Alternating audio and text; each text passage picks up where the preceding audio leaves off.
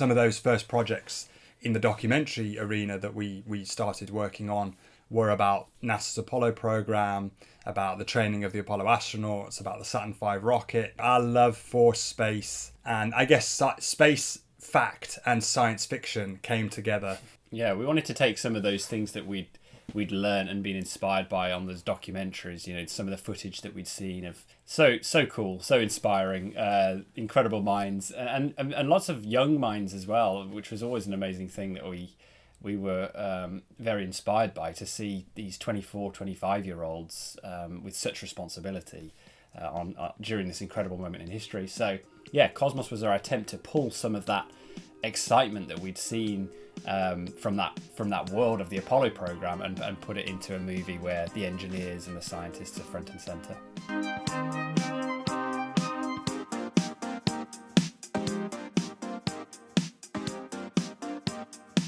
Welcome to Today in Space. Today we're talking about space, the final frontier. This is what gives us the passion to have this podcast. It gives us the passion to explore the infinite expanse.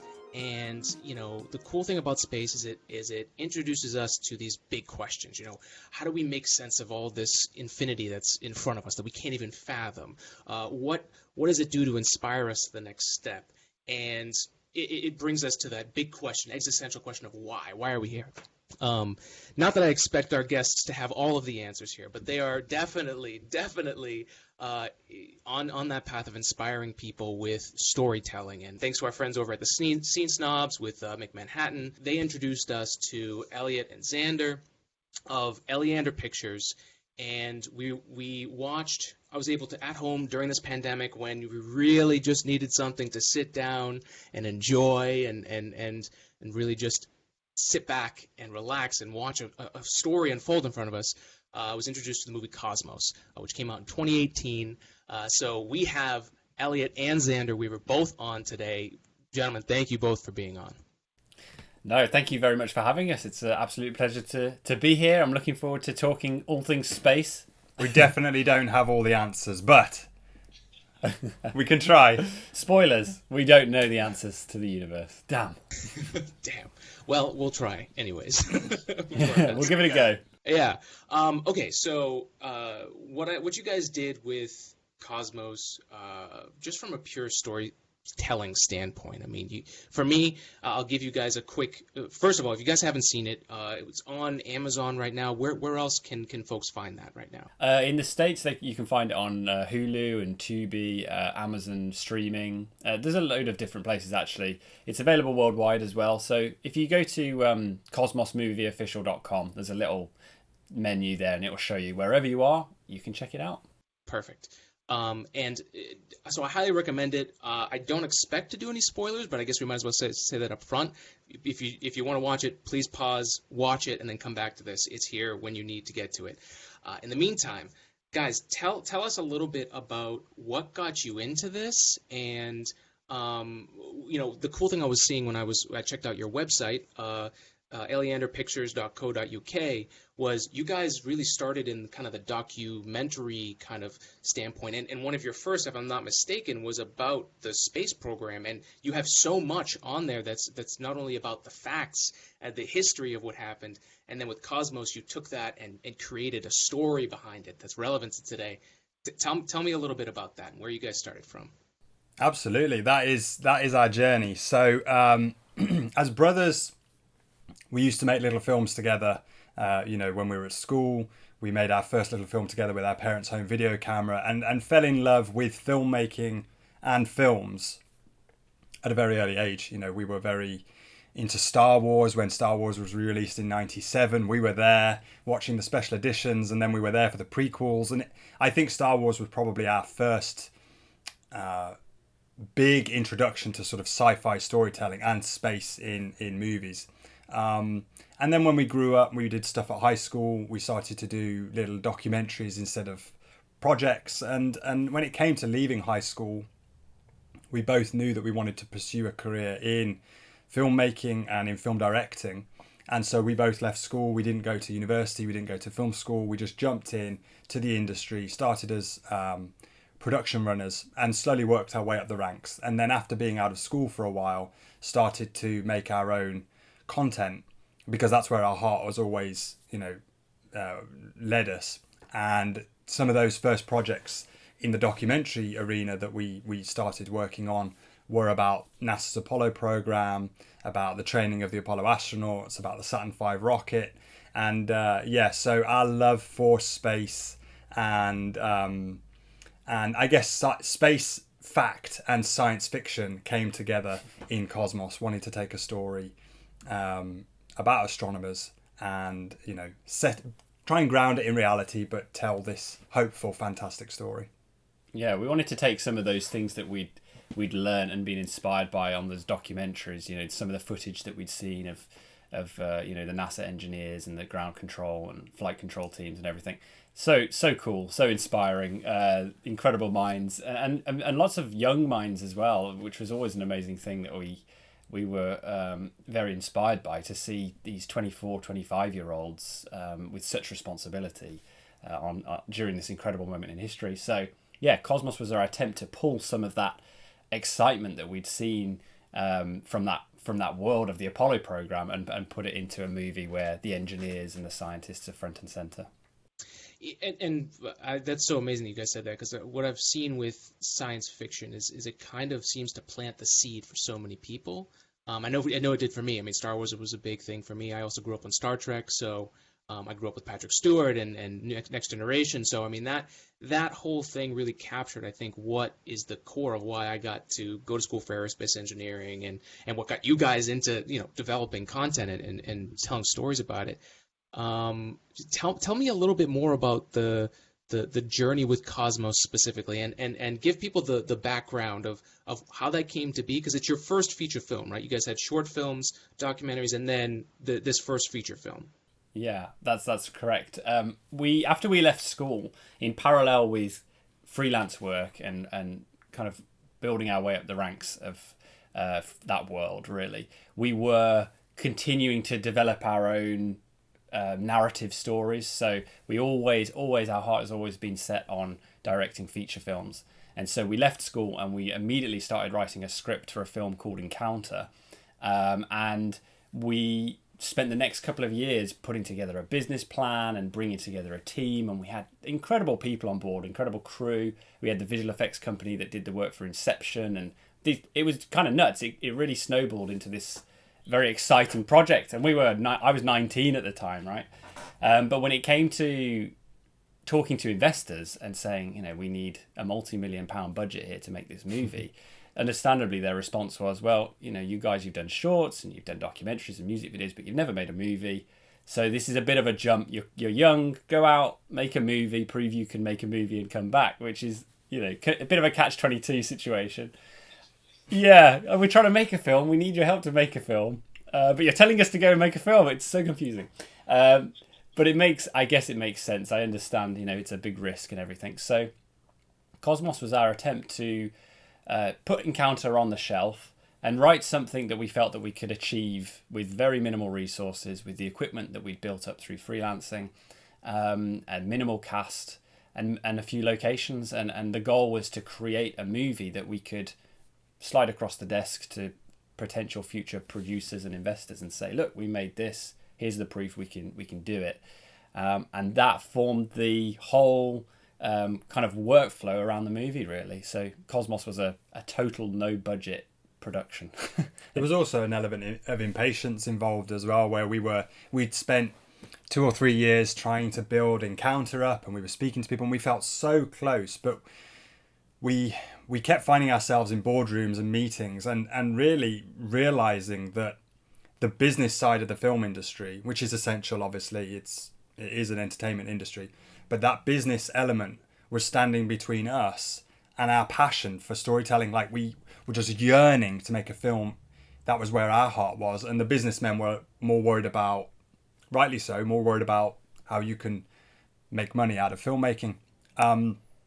So there was also an element of just going, a bit of a table flip and going, sod this, I just want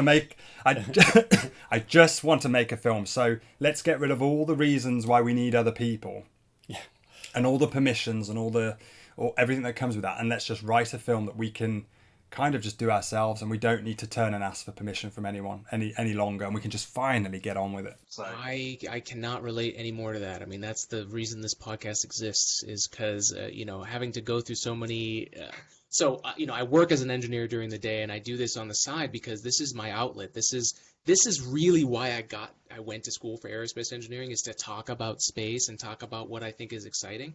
But there was no job. There was no, and even so, you're going to be working in a lab. You're going to be doing paperwork. And this is the problem with a lot of people in the STEM fields too, that they have this idea of what it is, but they want to do science, and there's so much of the business that has to be there. Yeah. That gets in the way. And I think what's really cool, and obviously correct me if I'm wrong, but like one of the things I had to learn with podcasting was all the different aspects, right? Filming the video, getting the lighting right, getting the audio right, getting all those little tiny things that make it happen, writing, scripting, mapping out ideas.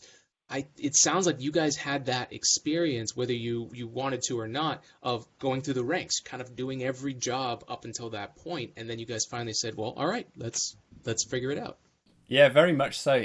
We'd spent several years doing several different disciplines within the industry. We were assistants, we were editors, we worked our way up to cameramen. And when we had put together these documentaries, which we'd done completely independently and speculatively, we'd written the scripts and we'd cut the shows and we'd shot the interviews and all this. We'd done the sound mix and everything. And so when it came to it, and we'd faced this problem of, people aren't going to trust us until we've made a movie, we just thought, let's make this as achievable as possible.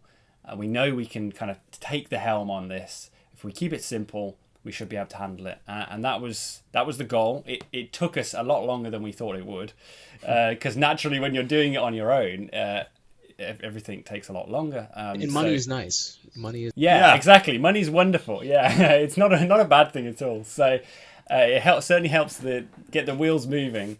But yeah, on Cosmos we did almost everything. So our crew, when filming was 3 people. That's Elliot, myself, and our mom. In post, our cast is 3 people. Our post-production team was just myself and Elliot, and then for 3 months of the post-production we worked with our composer Chris Davey. But that's it. It was a tiny team behind this film, but it's mad, but we're very proud of it. You guys should be. I mean, honestly, like I was thinking today, so one of the things I have to balance as an engineer is getting too technical. So what I did before this was I was actually listening to John Williams. I was listening to big orchestral scores because I need to get out of that. I need to get out of that mindset and into this kind of big picture thinking. And like you guys definitely captured with what you guys did with the budget that you had.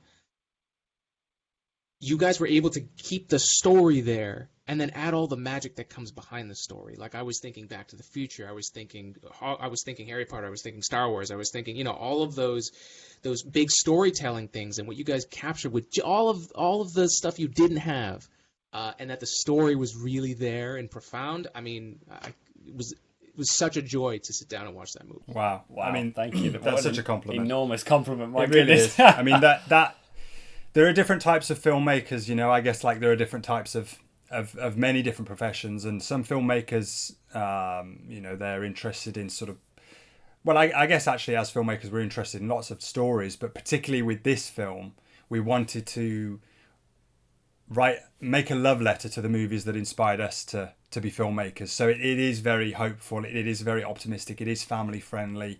Hopefully it is inspiring, and we're blown away because every now and then, quite regularly actually, we'll receive emails from parents who go, I showed my son or I showed my daughter Cosmos. First of all, thanks for making a family-friendly movie with, that I can share with my young kids.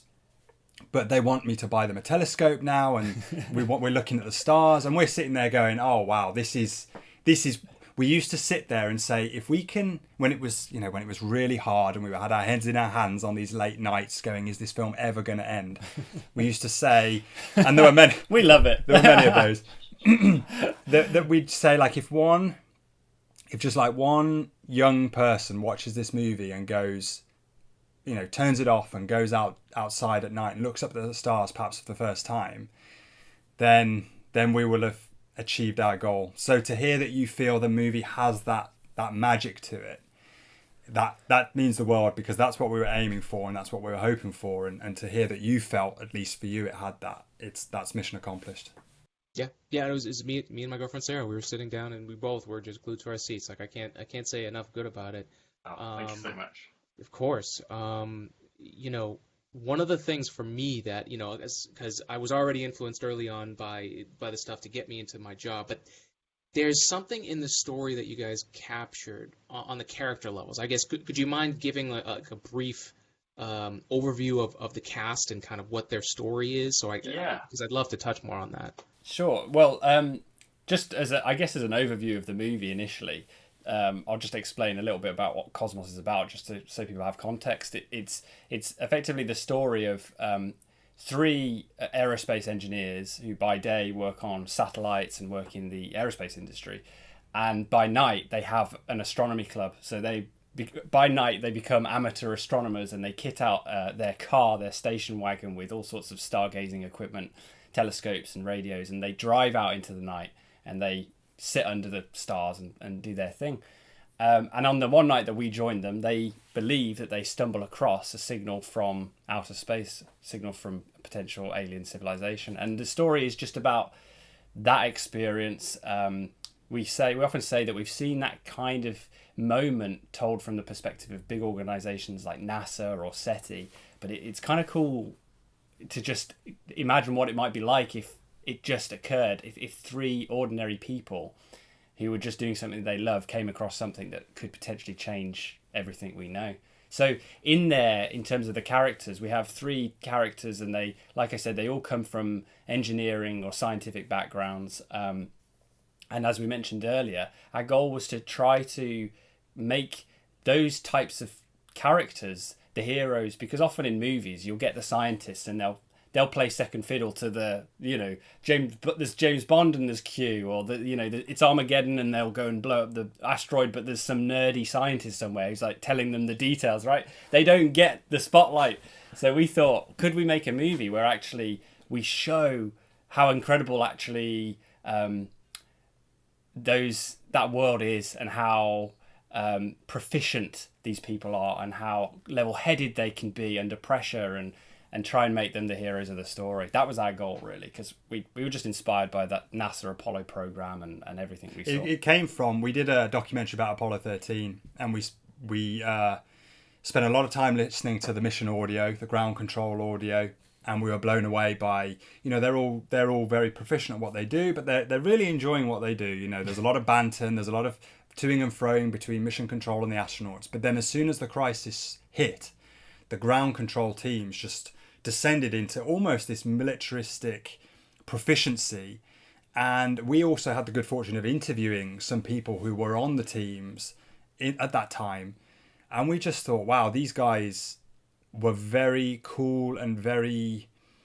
there was no messing around. They knew what their jobs were and they did it well. And so our hope was that we've got these characters and they love what they do, but then when they think they're onto something, they descend into sort of this protocol of, actually, we're really good at what we do and we're gonna chase this down. So yeah, we can do this. Like yeah. No, I mean, and that movie Apollo 13 and the mission Apollo 13, like that was a big thing for me too. That scene where they dump the box of stuff. Oh yeah. And I mean, that one scene when they all at the end grab that was it. That was it. And I saw that, I was like, okay, that's what I want to do. Oh wow, really? That's incredible. Yeah. It's just absolutely, that movie's perfect. Well, the movie's fantastic, yeah, and the real life story of Apollo 13 is just remarkable, and even now, you're watching SpaceX launches or you're watching NASA launches, and you're listening to the flight control and the ground control team. It's just cool. I just think it's so cool. I love it. The whole world of it is just space and space exploration. It just continues to inspire. I never get bored. So I guess just real quick, let's touch on SpaceX. What are you guys seeing from that? What are you hopeful for what they're doing, or do you have any complaints with them as well? Well, I think for the most part, very excited, because I think the notion that commercial industry takes over this kind of low Earth orbit approach, and it means NASA can then get back to what they were doing during the Apollo program, which is really pushing the envelope out into deeper territory, is very exciting. And I find it. We regularly watch the launches live. We watched the manned flight of the capsule recently, and that was just incredible. And cannot resist a good countdown and enjoying all of that. There's one thing in the astronomy community, you're probably aware of it anyway as well, which is the whole Starlink satellite issue, which is amazing to watch the train fly over. It's like an incredible experience, but also people are worried that the night sky could become quite polluted by the definitely satellite. In the UK, you guys, for whatever reason, are positioned under the kind of the longest period of exposure from Starlink. So I'm sure there's some talk over there of the good and the bad.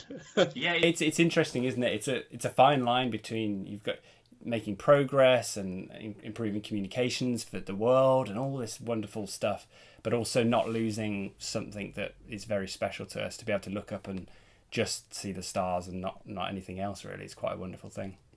Absolutely. I remember we interviewed somebody for one of the documentaries, but I don't think it was actually on camera. I think we were just talking candidly, and he was saying a guy called Dr. David Baker, who's, for anybody who wants to look him up, he's a bit of a hero of NASA.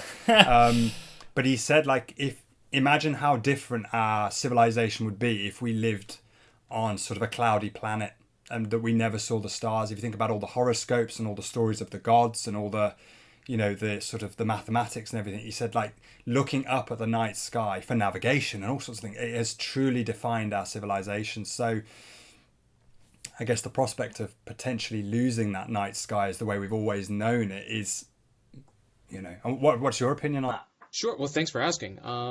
So I'm kind of stuck between both worlds, and I think it's good. And the people that are working on it, Spacex is one of the only companies that could actually make a difference and a change while they're doing it. So, if they realize a different coding can minimize the effect, they will do that, and they will do that as soon as they can. Light pollution is one of the big things. I mean, my background is my family comes from Greece, so obviously mythology is a big point of that. So the night sky and storytelling is one of the first big stories of all time. I was looking up at the stars, and us making up kind of why we exist, and what controls all the chaos that we have to deal with. Starlink does two things. It inspires people, like you were saying. It's cool to see the train go through, and then everyone's Googling, what is that? Oh my God. Yeah, for sure, and then they're like, whoa, it gets their mind out. Yeah. But I totally, amateur astronomy could become a more difficult thing than it already is, which is definitely not good. But the one thing that's given me hope is the comparison to when phone lines got put in. When they had those phone lines running up and down the roads, people hated it. They thought it was the worst thing ever. It's ruining the view. It's ruining the landscape. But we have them, and we are communicating. So it's not to say that we should do it or that it's okay because of that, but we've seen it before. Yeah. So yeah, I think I'm in the same boat as you, really. And also, who's to say that when you talk about phone lines and communication, well, now we use satellites for communication. We have mobile phones rather than hooked up to a landline for the most part. Who's to say that as time progresses and as things move forwards, there'll be different options, and like you said, if anyone's going to be able to make it work, it's SpaceX. So I genuinely overall have a wonderfully positive view on it all, just because of I can't imagine what it's doing for kind of young people at the moment who are in schools and everything. It's something to look up to and get excited about, and that can't be a bad thing. And I'll definitely say that just the other thing that it does is not only does it, they're putting them up there, but it gives access to internet to the whole globe potentially in places that couldn't have it because they can't get lines there. So it's easy for us, isn't it? It's easy for us to go, we don't need that. It's like, well, you've got the internet. No, right. No, the cause is a noble one for sure. So going back to Cosmos, the dynamic, and I'm going to try really hard not to give anything away, but the dynamic of like you guys, I'm so happy that you said they were aerospace engineers, because that immediately for me, I was like, oh, this was my experience. Like having people that are working at the same company and then dealing with the things that happen at a company, like the business side and how that affects our life, and then how as when you're in a job, and I'm sure you guys experienced this in filmmaking, which is what pushed you guys maybe to do it yourself. There's this torture that you go through when you've got this really, really clear vision, whether it's doing science or making movies, that you're like, man, if this just wasn't in the way, imagine where I would be. And even though there is that, it's like a real, like an old style comedy where it's like, okay, like it ends up being a good ending, and there is turmoil in the middle, but it's the fact that you end up getting there. You have to go through, and that's life, right? Like that's the old concept. I thought, and it's more of an observation than a question, but that to me was so cool, and it's a like a buddy scientist movie, really. I keep saying really great things about it, but I enjoyed that so much. That's great. We do hear that a lot, and I think the goal was to explore the connection that people have with what they do, and particularly when they love what they do as well. With, like you said, without giving much away, there are problems and conflicts between the characters based off their work life, and that comes into it. And ultimately, it's a story about friendship and about whether or not they can overcome that and work together to succeed, really. But yeah, thank you for saying that. It's great, particularly for someone to hear it from somebody who's in industry, to go like, I connected with that, I related to that. We had, like you suggested, we've had similar experiences in what we do, but we're obviously projecting onto another industry, going like, well, I'd imagine these things were problems, and this could cause conflict and stuff. So it's great to hear.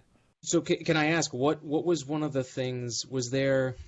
What pushed you guys to the edge of saying, I want to do this for real? And I guess from getting out of high school, and then when you finally decided to do it for yourself. Were there Pinnacle Moments? I think we felt we were young actually when we kind of set our hearts on being film directors. I was probably about 9 or 10, maybe even a bit younger. And when you're that young, you don't really. You're not aware of the obstacles that might stand in the way between. You look at people like Steven Spielberg, who were my idol and still is my idol, because I just love what his films represent and how his talent.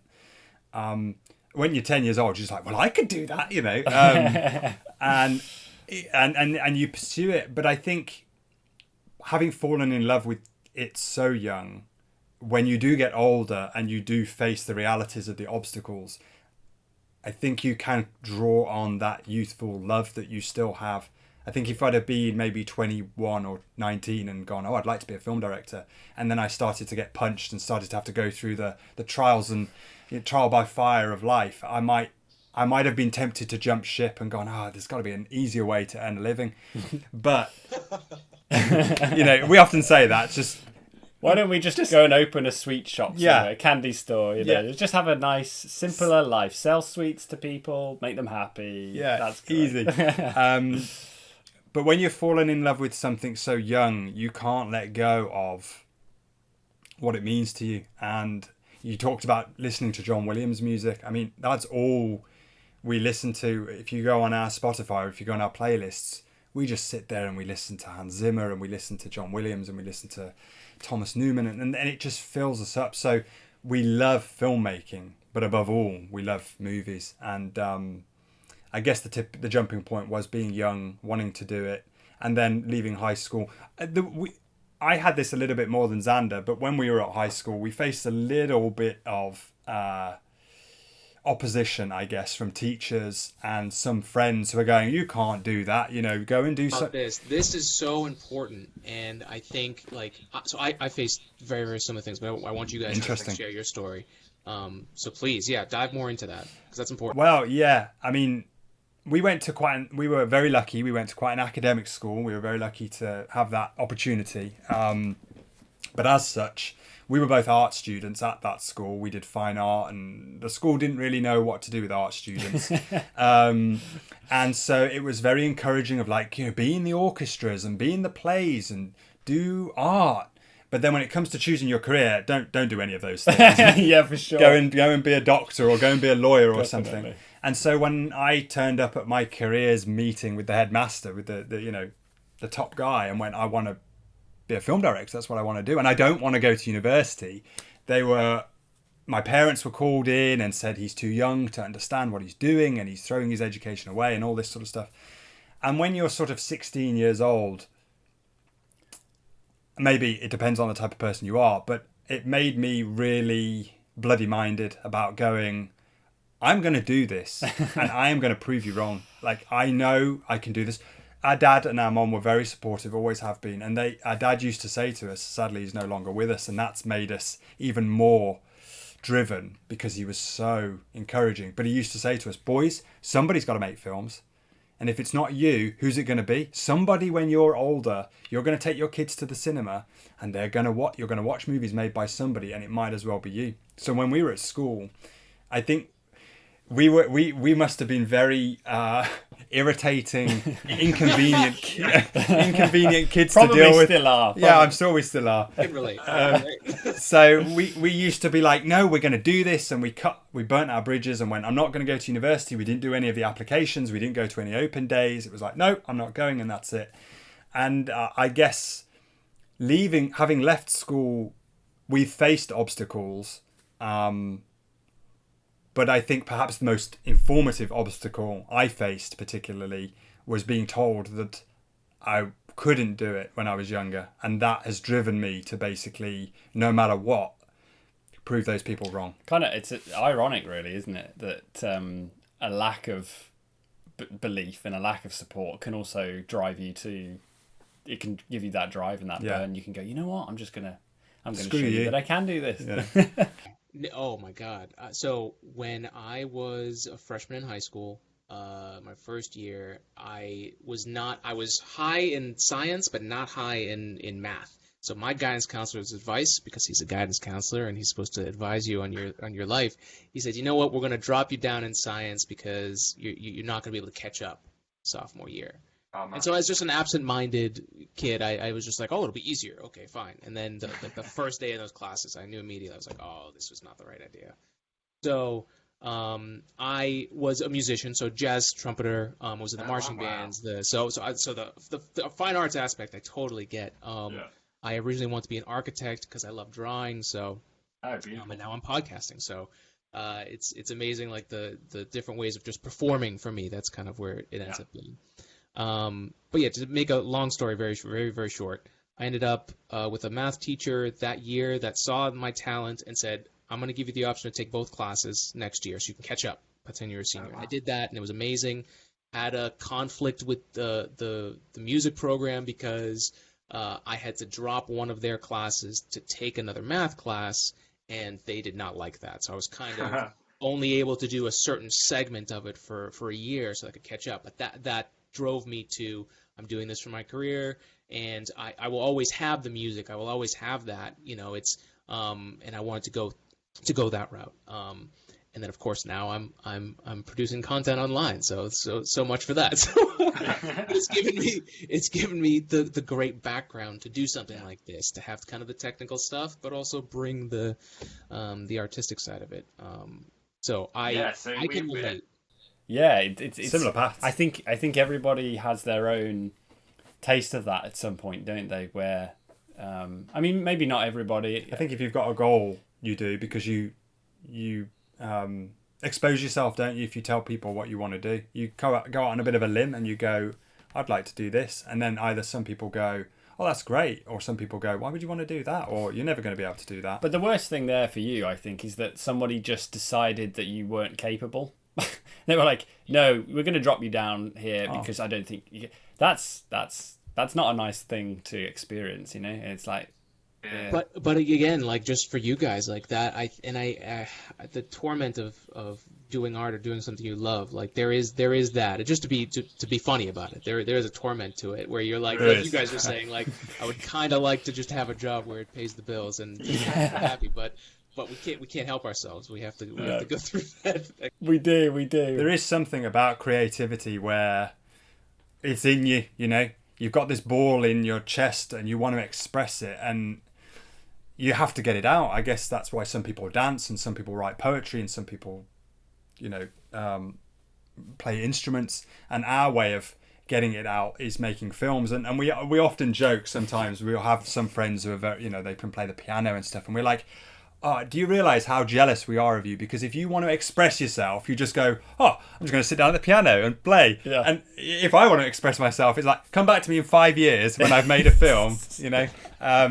I'll get there eventually. But yeah, if you, the people who aren't creative, I think they just don't get that. They can't understand that it's not just like a whim or a hobby. It's an actual need to sort of connect and share and express. And you know, we need the arts, and we need young people to continue to, or we need the sciences as well, perhaps more than ever. Well, there was a long period of human history where the arts and the sciences were combined. You know, they were very much more of a Da Vinci, of a joint venture. So they seem to have broken apart. Totally, and I don't know when that was. I'm starting to try and look back because.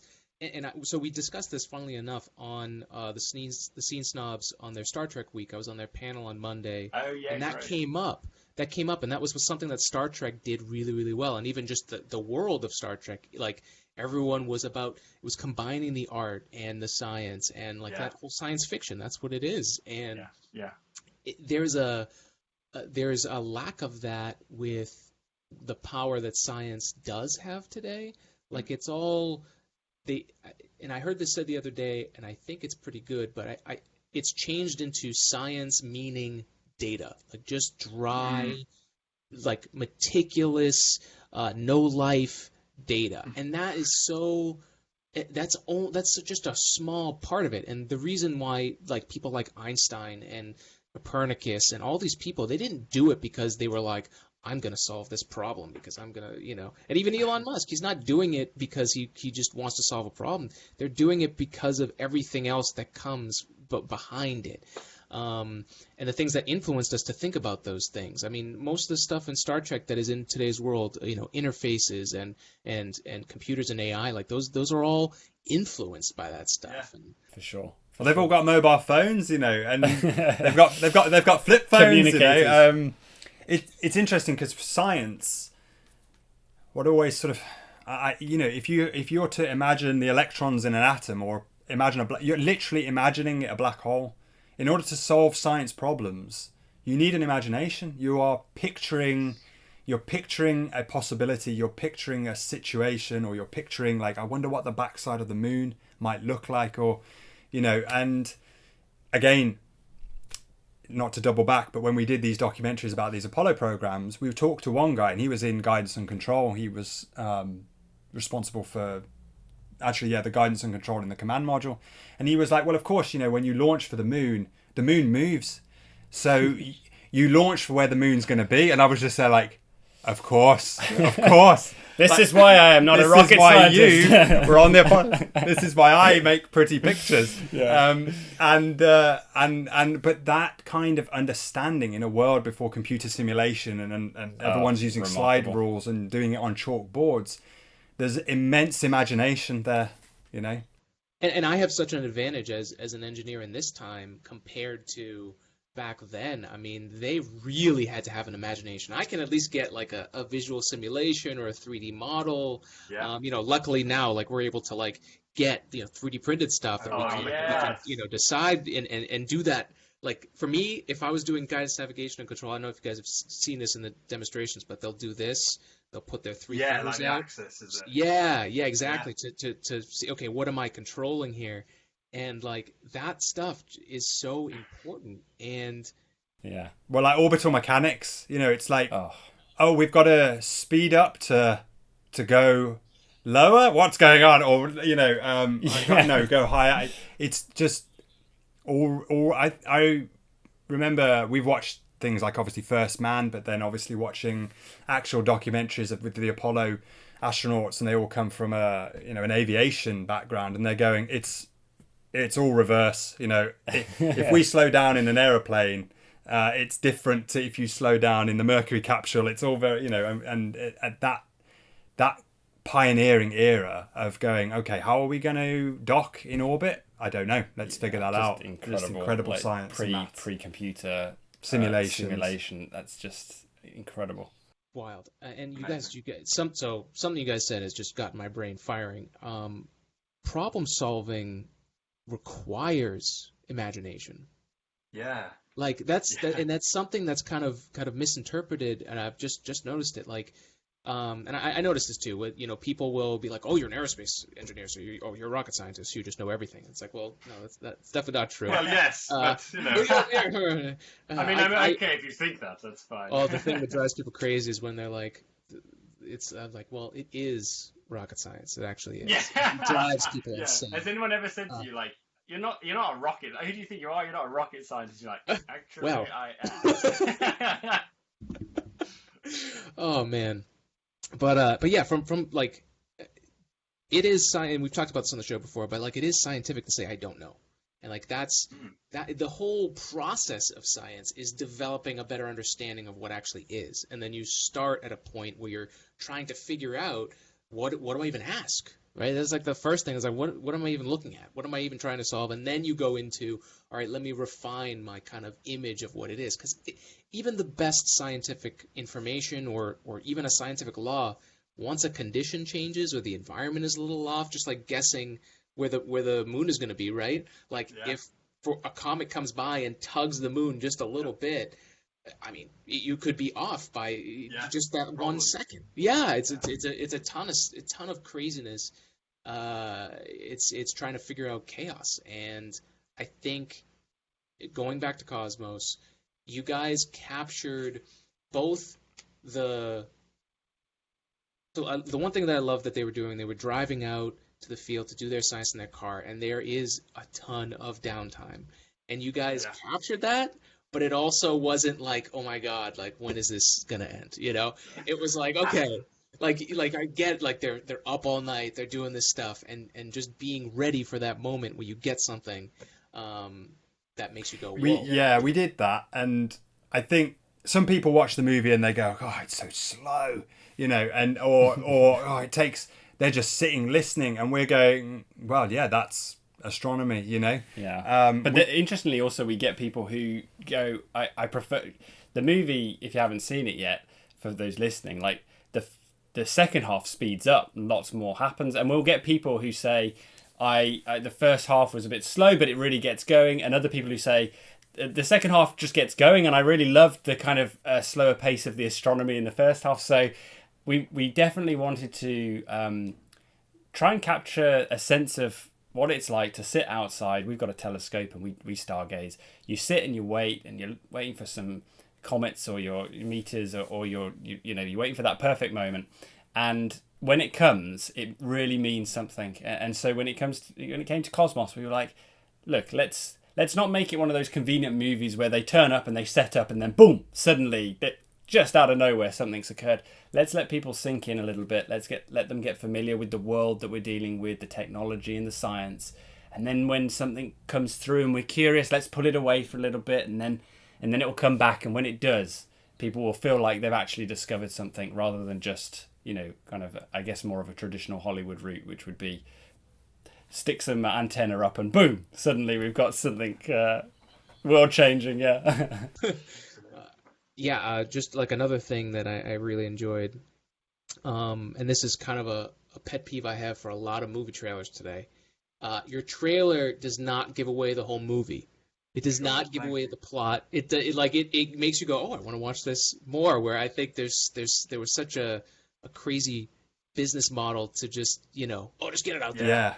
Yeah, absolutely. Yeah. And that's something we actually faced when we were distributing the film. We partnered with a distributor, and they were like, oh, can you cut like we made the trailer before we secured distribution to help us secure distribution, and we wanted to cut a trailer that was actually reflective of the movie, because we knew if we did sort of a snazzier, sexier trailer, which is the trend, people would then maybe watch Cosmos and go, well, that's not what I was promised. And then you build a bit of bad blood towards the movie. And that you see that even happen with big Hollywood movies. They have a movie on their hands, but they want to make the most out of it, so they market it in a certain way. So we were very fixed on making the trailer accurate to the film.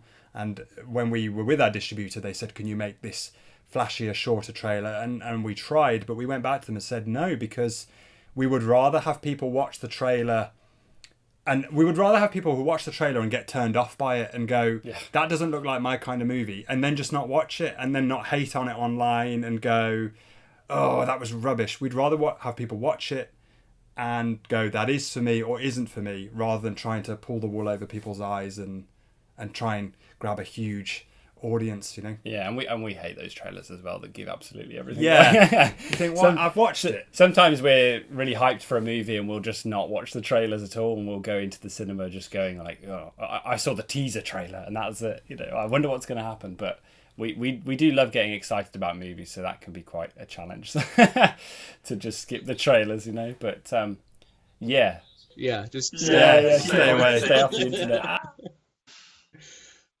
Well, I just, that was great. I'm glad you guys did that and stuck to your guns, because it made for the right move, in my opinion. Let's talk about some of the challenges that you guys ran up to doing the movie. So obviously low budget. What are some of the big things that came out that you just didn't see coming and you had to deal in the moment?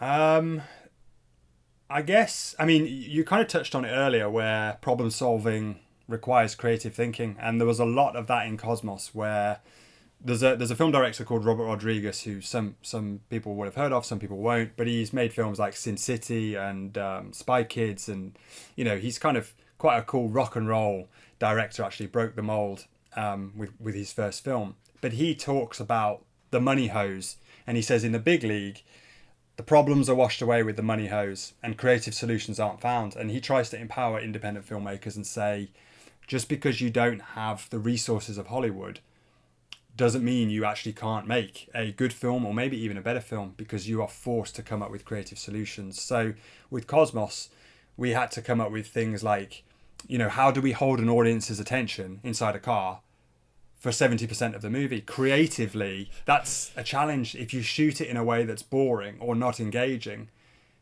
I mean, I'm sure some people who are listening who haven't seen the film would be like, wow, that does sound like a boring film. 70% so you do have to, you know, how do you make that engaging? How do you evoke emotion in an audience? How do you keep them hooked? Things like that, really. I don't know. Yeah, definitely. Technical challenges. I was going to say something then, because you were talking about Rodriguez. I can't remember what it was. Oh yeah, I was going to say that you do actually see with directors when they move from independent movies and they step up to kind of the big league, as it were. You see some of that creativity and that ingenuity disappear, because suddenly when they encounter these problems, like Elliot said, they're not forced to come up with a solution. They're not forced to come up with a creative alternative, which we we'll know from sciences and also from the arts, that when you're challenged to reapproach something, you often come up with a better technique, a better route, a better idea. It's not always a bad thing to have restrictions, and we talk about this a lot as well, that it's easy, I think, to go, well, you know what, we don't have a budget to make this movie. We're really kind of constricted and restrained with what's possible with it. Is that stifling? And actually, we believe that the opposite. I think when you have all the options available to you and the sky is the limit, that's pretty paralyzing. You know, you can do anything, tell any story in the world, go. Anything you can imagine, we can make it happen. That's that's hard, right? Because suddenly just the sky is the limit. But when you say we're going to tell a story about 3 astronomers in a car, and we have to make it entertaining, and we have to make the audience connect with the characters and make sure they don't switch off and all this stuff. You've got this box, and you work within that box, and actually I think that's very creatively inspiring and compelling to have those limitations. I think it pushes you. I agree. So for me, for this podcast, that was a big moment for me, was finally deciding, I had so many ideas for what this could have been. And I mean, the first 3 years of me doing this was definitely a lot of shooting in the air and saying, oh, does this work? Does this work? But it wasn't until I started really communicating and getting in touch with the people who were actually listening and friends and kind of just being like, what are you looking for? That's where my focus kind of got a lot better. And then just like you said, I was able to focus on more things. I was trying to build this big, complicated, super technical podcast that was like an hour and a half, 3 hours. Who's going to listen to that? So when I focused on, okay, people are listening in the car. So what's the length of a drive? So let's focus there. Let's figure out how to design something that works for that. And then it was time. It was like, okay, I still got to work a job. So I've got school loans to pay off. So let's figure out how to do this so that it fits my life, so I'm not ruining everything else around it. Just with my like you said, the ball in your chest. Like, I got to do this. Like I have to do this weekly. It's good for me. How do I make this work and not make everyone else miserable? yeah, Absolutely. That's what it's about. And I think once it feels like there's a weight off your shoulders once you establish those parameters. You go, oh, okay, I can do this. Like, I can do this really well because I've laid that out, and now I can commit to making it the best it can be, rather than, well, I could have 20 podcasts and they could all be about, where do I stop and how long, so many things to consider. So yeah, I think sometimes laying that out can be a great thing for creativity. Now, I've noticed this. I'm not sure if you guys have, but given everything that's going on with today's world, I mean, obviously we see it in the U.S. making a movie today, especially the old way, with all that money. I mean, you can make all that money, but people are not caring as much about the money as more as, am I going to be safe doing this? Yeah. And so that's going to require even more money to do so. I think you guys are suited. You guys are positioned very well for the future of how things are going to change. You guys were posting online and putting out content. I saw some videos of you with the cast during filming and really getting in touch with the audience and doing that on a minimalist budget. I think that puts you guys in a really good position for whatever's going to come in the next 2 years, 5 years, 10 years. Do you guys feel that with what you guys had to go through? Yeah, I'm really glad you say that, actually. Like, it's good to hear it from a really smart person, like someone who's like weighing up and observing and going like, the world is changing, because you talk to some people, you talk to some other filmmakers, and they kind of hand wave the problems that we're facing at the moment with COVID, for being the major one. They go, well, it will go when and that'll be, we'll just carry on as is, and we'll move forwards. And actually, we're trying to just constantly keep an eye out on the horizon and go, what's actually most likely here? How is the industry going to evolve and adapt to this? How long might COVID exist and be around? And how will that shape the way movies are made? And what we're trying to do, we had plans to get out to Los Angeles, and we've got connections over there that we've made because of Cosmos, and it was all very exciting, and we were going to be talking to some big players and all that stuff. And obviously that's stopped because of COVID, but we're still doing things like Zoom calls and conference calls. But we're trying to just keep an eye on how the industry is going to shift, and what we're doing is we are also in parallel, we're writing a story, we're writing a script that we could go off and we could get some funding for in the UK, and we could produce with fairly minimal resources. We're not going to do it the same way that we made Cosmos. We're going to raise a budget, we're going to work with a team and all that. But we do feel like we're in a position where we can deliver a movie that may have a fairly small team behind it, but it can feel like more, it can feel bigger. We can make the most of the resources we have available. And so yeah, the goal at the moment is to make a kind of COVID friendly production where Hollywood's dealing with hundreds and hundreds of people, and making that safe is incredibly expensive and challenging. But if we make a movie with, say, 10 people, that's something that you can handle. The interesting thing that we're sort of sitting back in the safety of our own home looking at is like Hollywood, for example, is the industry that we are paying a lot of attention to. their focus at the moment, from the outside at least, appears to be how can we make these big budget movies production safe? You know, we can all wear masks and we can all have a daily test, and there are 2 or 3 big productions on in the UK at the moment. Hollywood movies come over, they're made here, and they've had like this stop start situation where they've gone back to production 3 days, someone on the crew's tested positive, and everyone's shut down again.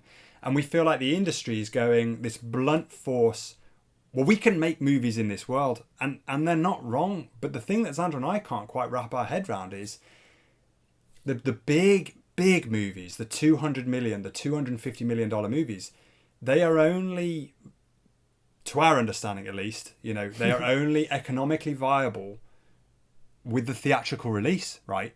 So the question surely is not, can we make these movies, but how the hell are we going to get people into the cinemas on the scale we need them to be to make movies theatrically viable? Because the Hollywood model is, let's spend $200 million on a big tentpole movie. Let's spend a lot of money, maybe 100, sometimes more, on marketing. And then the cinema takes up to half. So you're looking at a lot of money to even break even. And traditionally, that's only happened when people have flooded to the cinemas.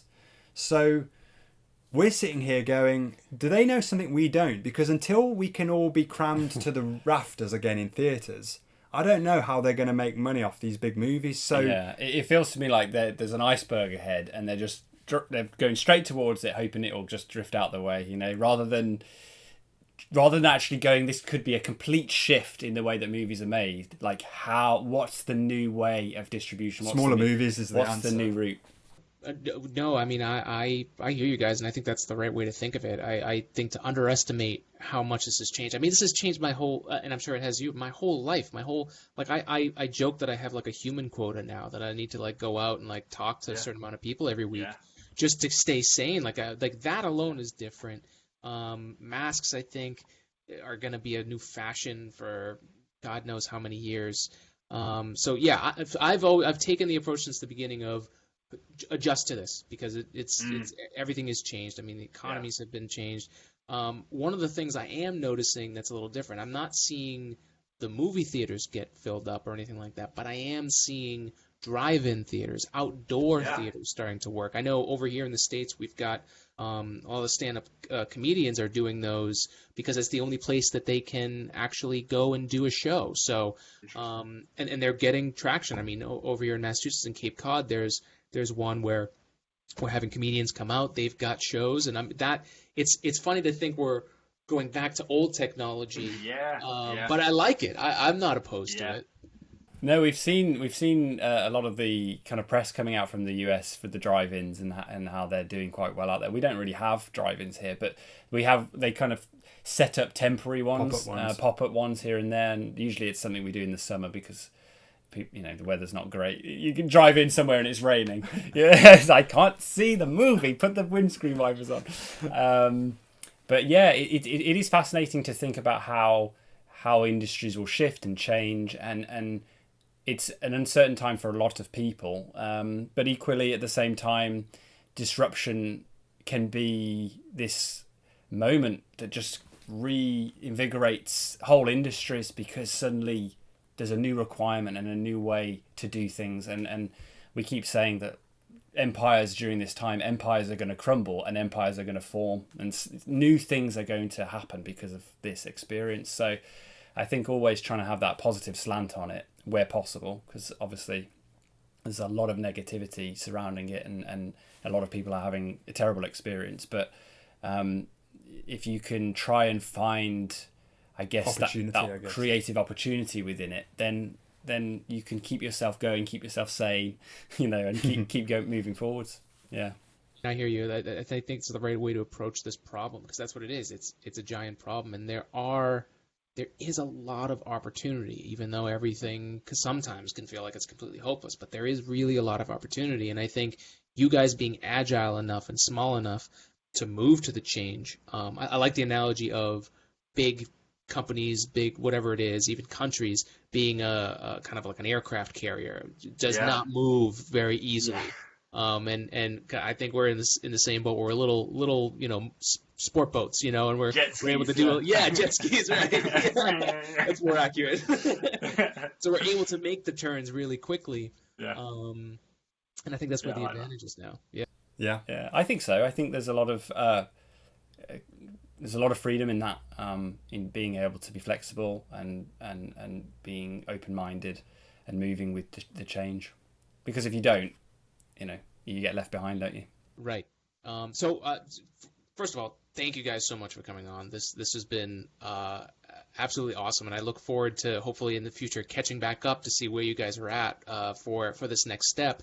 And that's kind of my next question for you guys. Like, what is the next step for you guys? I think we touched on it a little bit, but yeah. Well, as it currently stands, what it looks like we're going to pursue is a step up from Cosmos that we can independently control ourselves, independently produce.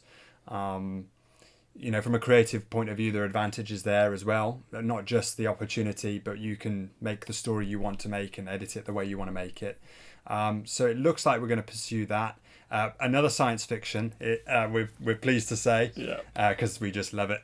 So we're in the writing stage. We're halfway through the script, and we're looking to see if we can put that together. Maybe shoot something next year. And try and do it a little bit faster than 5 years. Definitely, 100%. But yeah, we're quite excited. So we'll see. It's all about what we were saying just now, where it's about keeping that open mind and looking for the opportunities. Thanks again, guys. Any last words for the folks out there? Final words: just go out and look at the night sky. It's just a beautiful thing. You can take it for granted, and it's a wonderful thing. It's always there. So yeah, if you've got a moment, just go and have a look at the stars. And of course, make sure to check out Cosmos. You can go to eleanderpictures.co.uk if you want to check out all the different documentaries and films that they've put out there. Again, where can they? Pretty much anywhere they can find videos, right? Yeah. Cosmosmovieofficial.com.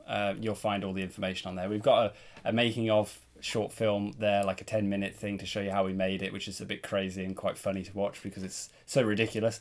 And there's trailers and posters, and there's the script you can read for free and all sorts of stuff on there.